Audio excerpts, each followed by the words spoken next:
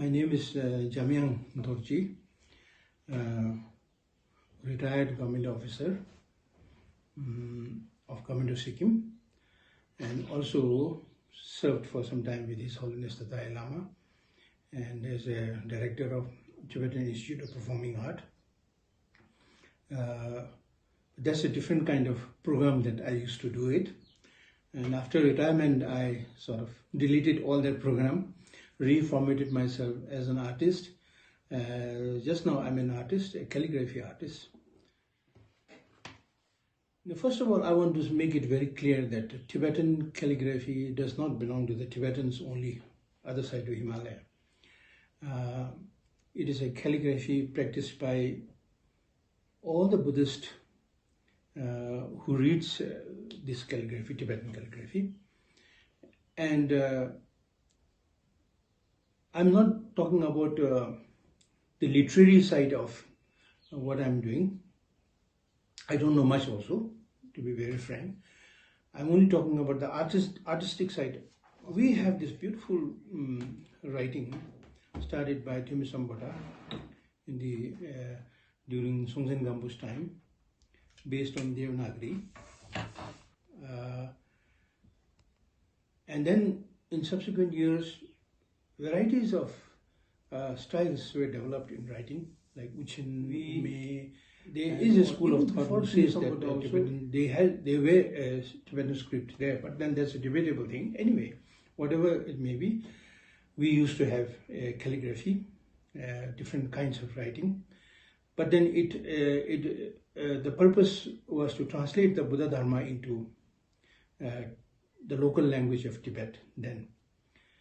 When I'm saying Tibet then means in the 7th century, I think all the Himalayan region, including Sikkim and Bhutan, and all of us, we were in one zone. That is the time when we kind of use this language. But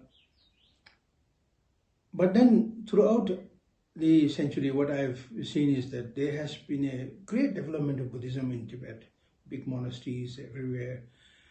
Mostly they were concentrated on understanding the inner science of Buddhism. So anything that is no relation to the inner science, example art, whether it is gardening or whether it is singing or music or whether that is calligraphy art, are considered, I think, waste of time for a long time. Perhaps because of that, art is not developed much in Tibet.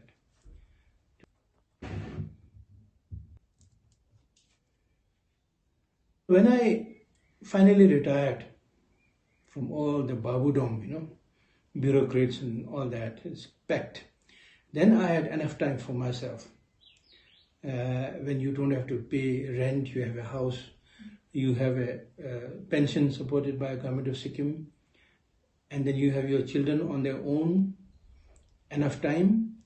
That is the time when I wanted to do something relation to culture and Buddhism. That's because that has always been my interest. And Tibetan calligraphy is one that is combined with Buddhism and art and writing. They're all combined in that.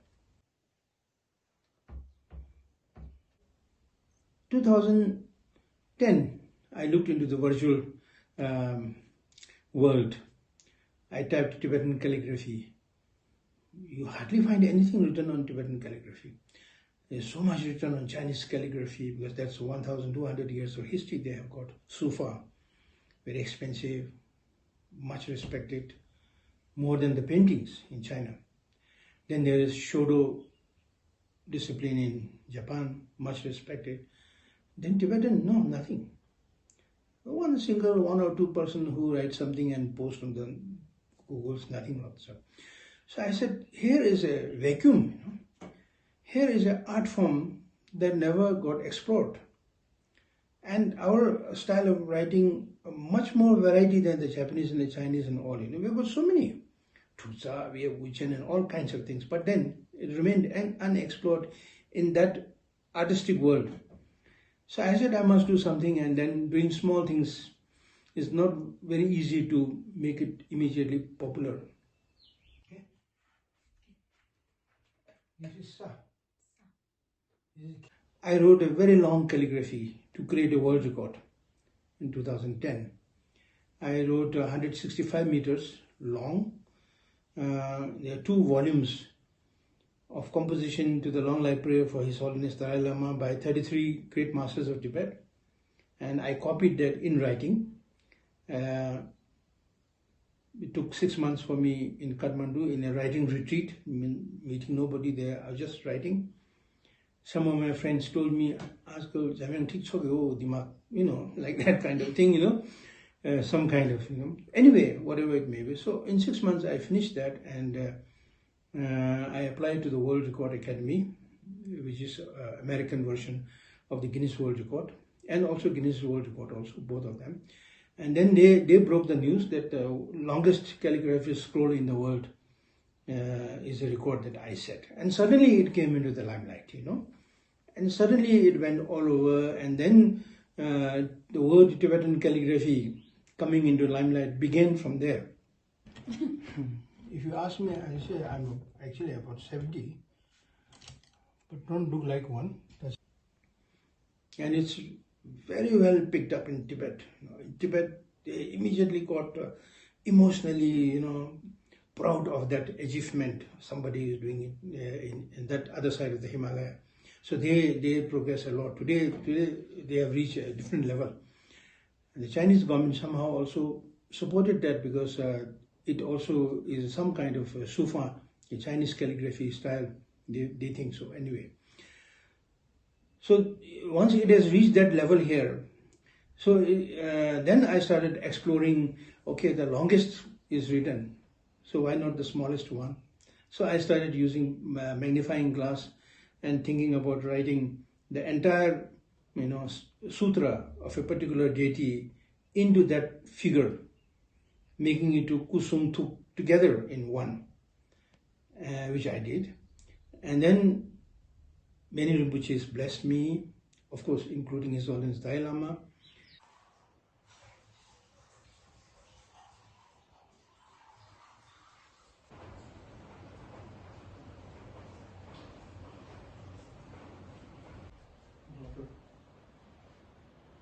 As you know, Gyalwal Lhasön Shenpo is the founder for Dharma in Sikkim.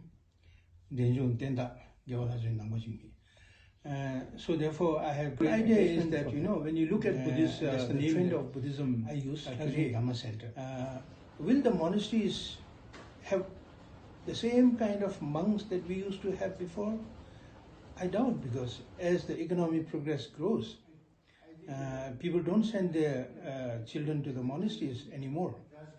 They send to the schools and all that. So therefore, eventually after 50 years, there may be a time when monasteries may not have young monks coming in, or very few monks coming in, or whatever the situation may be.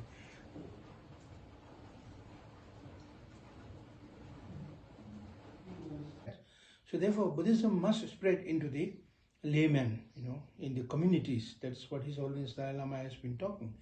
So therefore, I wanted to create a space where in the West, there are a lot of Dhamma centers, because there are few monasteries there. But in here, we have monasteries. So once monastery is there, people are quite relaxed, saying that Gumbata Sandeshani, and then in between, then you lose. So therefore, in between, from a household to a monastery, there has to be a center where it does not belong to an individual, that they can come together. And that was my ideas that I thought. When I talk to other people, they may not listen or whatever. So I had to begin from my own self. So thank God, because I have a space here in Rabangla. I've got 2 floors there. One I stay, and one I devoted to the Lhasön Dhamma Center. We don't charge anything. We have got 2 resident teachers with the help of Pema Yinsen Monastery. And under the guidance of the Pema Yinsen Monastery, we began here.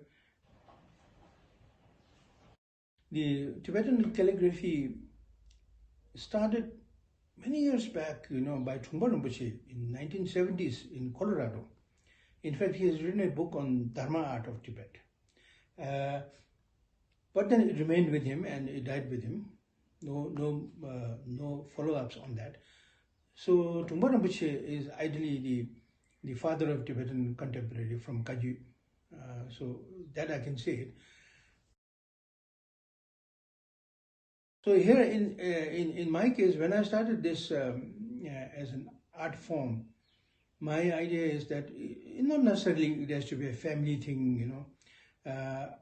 I make purpose effort. I go, I spend my own money. I drive my own jeep, go to the monasteries, go to the schools, and this is a Lokta paper from Nepal.